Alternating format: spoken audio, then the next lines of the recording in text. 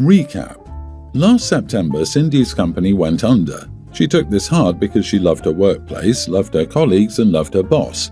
When Cindy came home and delivered the news, I asked if she wanted me to introduce her to my boss. Cindy said yes, and I texted my boss on the spot saying that she'd been hired in a 3-month probationary position. Unfortunately, things didn't pan out. To be frank, Cindy was a horrible employee. Last Monday, we went out to lunch together, and Cindy ate way too slowly. I was looking at the clock and encouraging her to get a move on, but at the end of the meal, right when we had to leave to make it back on time, Cindy decided she wanted another refill of her soda. I told Cindy that I was leaving, with or without her.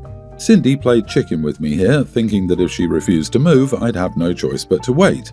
But I walked to my car and drove back. Cindy showed up 20 minutes later, visually flustered. Last Friday, Cindy got her final judgment for her probationary period.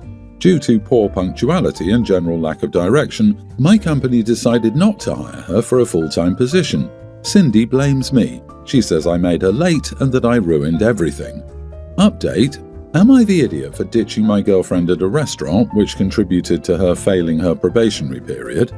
Last week, I, 27 male, talked about how my girlfriend, Cindy, 26, blew her probationary period for the job I got her. She was chronically late and unproductive, and she took 90-minute marathon lunch breaks. She claims that I sabotaged her because I left her at a restaurant instead of being late when getting back to work.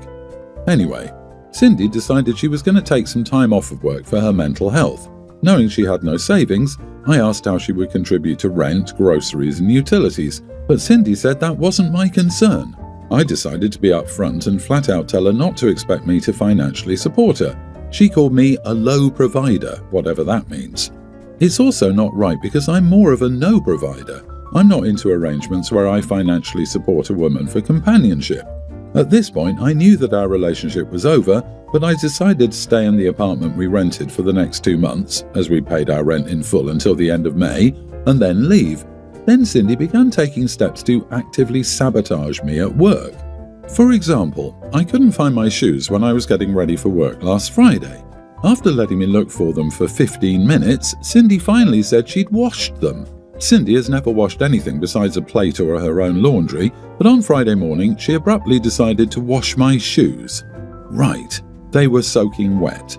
I had to wear an old pair of Crocs that were 2 sizes too small to the office that day. On my way home, I bought new shoes and kept them in my car. Then Cindy began spamming me with texts during a meeting on Saturday, one I had told her I was having, saying there was a guy banging on our door. She insisted I needed to come home right away. I checked our Ring camera and saw nothing. When I texted her back saying so, she said it must have been the neighbour or something. It's worth mentioning here that I can see the neighbour's door on the camera too, and nobody was banging on it either. I got the picture of what was going on and realised the next escalation would be having my tyres slashed or brakes cut.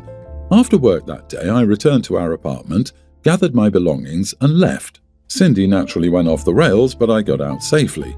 I'm at my buddy's house for a few days until I can find a new living situation. Thank you for all the advice you gave me.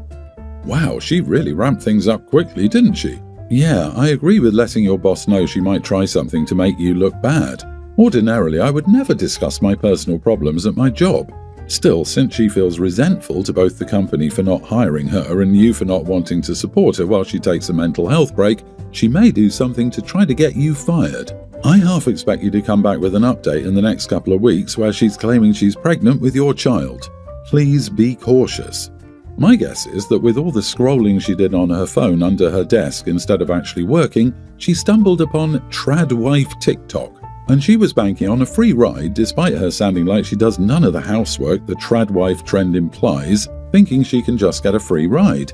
If you can, next time you're at the apartment, try to take as many pictures of the place as you can without her knowledge. I wouldn't put it past her to try and flip the script and say you trashed the place in anger at her or something and mess you out of the deposit. OP needs to let the building manager know he moved out because of domestic abuse. Many places now have it where you can break a lease without penalty if leaving an abusive relationship. They also need to let them know they've left in case the ex decides to destroy the place and leave him on the hook for everything. Thank you for the update. I'm sorry that Cindy is so completely out of her mind crazy.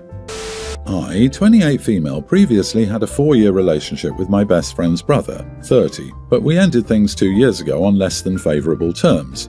While there was no infidelity involved, both of us harbored significant resentment towards each other.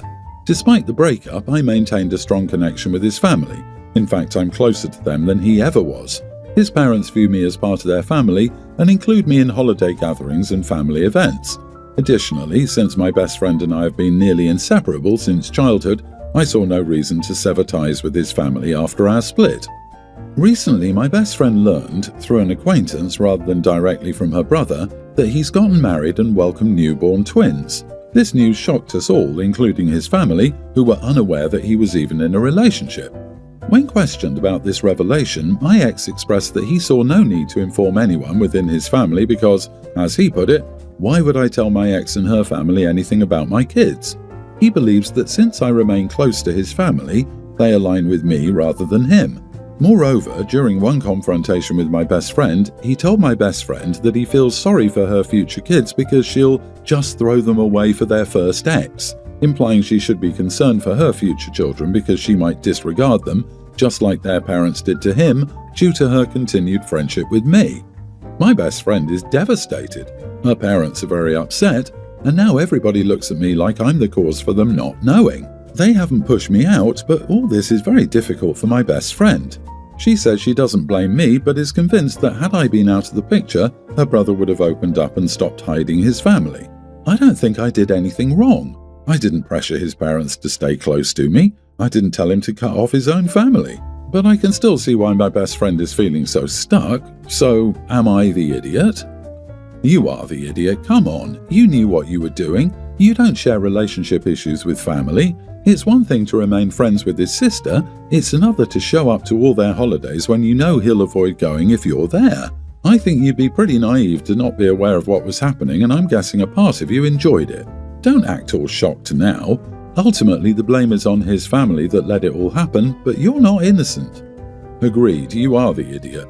You and his whole family. You can't seriously tell me you didn't know all of you were pushing him away. Why the heck should you go to their holidays and family functions? You could still be friends with someone without being in their home at every event. Right, now everyone is surprised he moved on and had his own family. Here comes this idiot now talking about, oh, it's unfair the grandparents can't have a relationship with the children. Which, that decision was made years ago when you needed to get lost. Now it's too late. He doesn't want to have a relationship, and now you're bowing out and acting all self-righteous. No, forget all that. This witch ruined the relationship with their son, brother, future sister-in-law and grandchildren, and now is leaving the family that took her in to act like the bigger person. Some people are just evil. Update. After reading some of the perspectives here, I've had time to reflect. I won't deny that my presence has complicated things, but my ex distanced himself from his family long before we broke up. He chose to cut ties and is using me as an excuse. His parents have always wanted grandkids, and if my presence made it harder for them to be in their grandkids' lives, I decided to step back for them, not for him. When I heard he blamed me for his parents not meeting his kids, I stopped hanging around them. After my best friend confronted him, she told their parents everything. They immediately called him and are heading up to meet his wife, kids and in-laws. My best friend, however, was banned from coming because he called her the golden child, so she's staying with me. We're currently reviewing some of the comments, getting intoxicated, and doing some internet stalking. At this point, there's really nothing else I can do. I could text him and apologize for pushing him out, but I know he doesn't want to hear from me. Just had a fight with my wife. She was washing dishes and I was super thirsty and she was using the tap. Instead of just stepping aside for 20 seconds max so I could get a glass of water, she made me wait my turn for 3 minutes. It doesn't sound like a long time, but standing there with a glass, super thirsty. She calls me impatient, and I simply will never understand how you would stop washing dishes for 10 seconds to allow your spouse a glass of water. But of course, I had to apologize. Quite sad about it, as I just never want to argue, but that triggered me. Was I right to get annoyed, or should I have just let her have the sink till it was free? Am I the idiot for wanting a drink immediately? Was she washing dishes created while feeding you or your kids? Because if so, you're saying she inconvenienced you while she was actively doing something convenient for you. A great way to get access to the water would be to take over doing the dishes for her. You can wait 3 minutes for a glass of water. You're an adult. Even a toddler could wait 3 minutes for a cup of water. Were you dying of thirst? No? You can wait then, or use a different tap. Sometimes getting the water to a good temp for washing dishes is hard. Hot enough to kill bacteria, but not hot enough to burn your hands. Or maybe she was just in a flow and wanted to get it done. Or maybe the hot water in your place is crap, so if she swaps it back to cold, then back to hot, it takes time. Either way, you aren't going to die by waiting 3 minutes for a drink of water. You are the idiot. I can't believe you're allowed to get married at age 4. Quite frankly, my toddler has more patience than this guy and has for a while now. How would you like it if you were mowing the lawn and you had to stop and wait 20 seconds while she stood in front of you drinking water out of the garden hose? You may have questions. Questions like, why do you have to do that right now? And why don't you get water from another source or wait until I'm finished? Actively impeding your partner from doing shared responsibilities to accommodate you equals idiot. OP update. Thanks everyone. Kinda blew my mind as to the number of replies. I've read pretty much all of the comments here to the detriment of much needed sleep.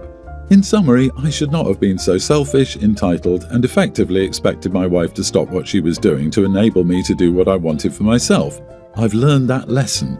It's a life lesson, really. I also believed I was a pretty good judge of what is reasonable, and again, this has corrected this assumption. I will, however, regardless of circumstance, never prioritize dishes over anyone wishing for a glass of water. I just step aside. That's just who I am. My 36 male father passed away when I was 20 and my mother didn't cope well. She got better with time, but she didn't attempt to pursue another relationship until 15 years later. She's been dating Jim for 2 years. I don't hate Jim, but I don't like him either. He drinks a lot, my mother has had to cancel on her several times because he was intoxicated, has made several offensive jokes to my brother, 43 male, that I didn't appreciate, and is overall a pretty unpleasant person to be around. Still, he seems to genuinely love my mother and makes her happy, so my brother and I don't interfere. One problem I do have with the relationship is that my mother has been trying to get my children, tween male and kindergartner female, to form a grandparent bond with Jim. He's also been trying to take on a grandfather role, which neither my wife, 34 years old, nor I want for the kids. They don't try to push boundaries too much, but we've had some minor arguments in the past. Anyway, my daughter had her first ever dance recital last September. There was a limit of 4 guests per child. The kids usually ask us to invite one of their grandparents to events like this, but my mother was out of town. I didn't even ask her and my in-laws were busy. Instead, my daughter invited my brother, wife and son to join me. My mother and Jim visited us during the weekend and she saw pictures from the recital for the first time in a photo album. She asked why my brother was there and not her, and I reminded her she was traveling at the time. She said, "Well, Jim was in town." I'll be honest, we didn't even consider inviting Jim back in December and neither did my kids. I told my mother that my daughter chose to invite her uncle and we respected that.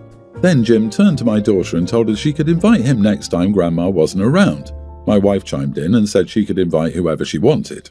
After they left, my mother called me. She said she was upset that we weren't making any efforts to welcome Jim into the family and that we were depriving our children of a wonderful grandfather. I told her that we would never force our children to like him or spend time with him if they didn't want to, and that wasn't up for discussion. We ended up having an argument over this before I hung up on her. I spoke with a few family members yesterday who think I'm being too harsh on Jim. So, am I the idiot? Not the idiot.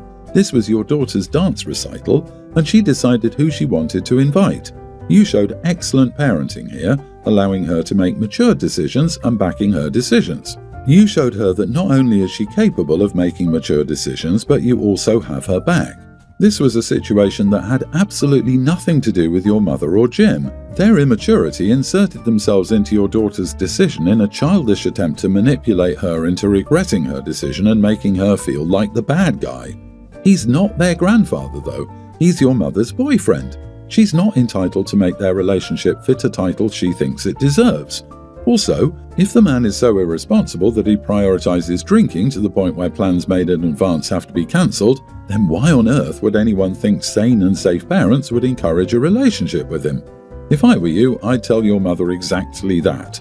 We will absolutely not be encouraging our children to spend time with a man who clearly has a drinking problem. We will not be building a grandparent relationship with a man who cannot be trusted with the safety of our children. Full stop. If she makes the decision to continue justifying his behavior or forcing the issue, then you'll need to create some space and see her less often. My young teen nephew came to live with me in December. This is temporary, but we're not sure how long he'll be here arrangement. My husband and I will keep him for as long as it takes, but I'll be honest, I could see him staying for years. The reason he's here is because he's full of anger about his dad, who's my older brother, who got remarried 18 months ago. My nephew has felt like his dad's stepkids get more of his time, attention and love than him. It's turned into hatred for his step-siblings, a kindergartner and a young grammar schooler. In December, he unleashed all that anger on the kids and yelled at them. He told them he hated them, he wished they'd die so he could have his dad back, and any number of things. My brother had taken his focus off his son a lot after remarrying and was shocked by the outburst. Calming my nephew down took hours because he yelled at his dad when he was finished yelling at the kids. My sister-in-law attempted to step in, but my nephew yelled at her and then went back to yelling at his dad. It was the first time my brother realized his son was angry. I hadn't seen them since my brother's wedding, but it was a big change. My nephew had mixed emotions on the wedding day, and we talked about it, but he wasn't angry. But in the following months, anger became a concern and my brother didn't see it. After talking to my nephew when he was calmer, he realized more outbursts were going to happen, which led him to reaching out and asking me if my husband and I could let my nephew stay for a while. He was honest that he didn't know how long, but he didn't want to send his stepkids packing and didn't want my nephew to feel like this was the end of the marriage and it would be back to just the two of them, so he didn't want to move out with him. I told him, assuming he'd arranged for therapy and everything else, that was fine. My brother sends a weekly amount to cover expenses for my nephew.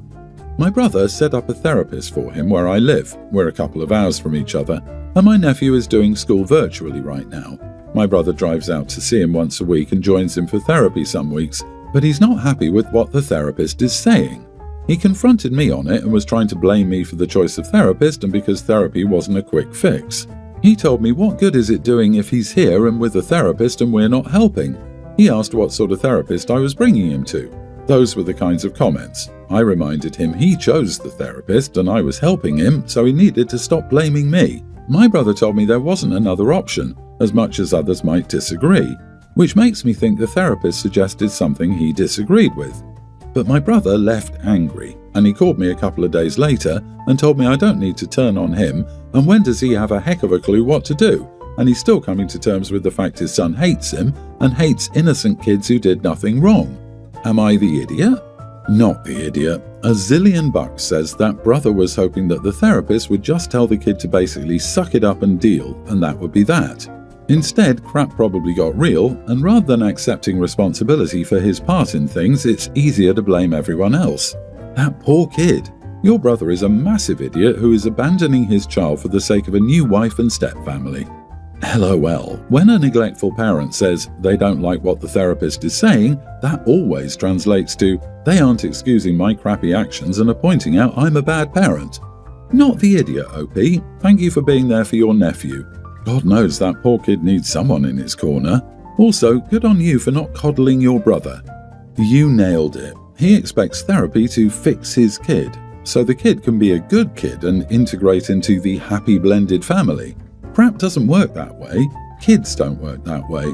The kid used to have 100% of his dad's time. Now he has 25% at most and probably a lot less if his dad ignores him. He basically lost his father.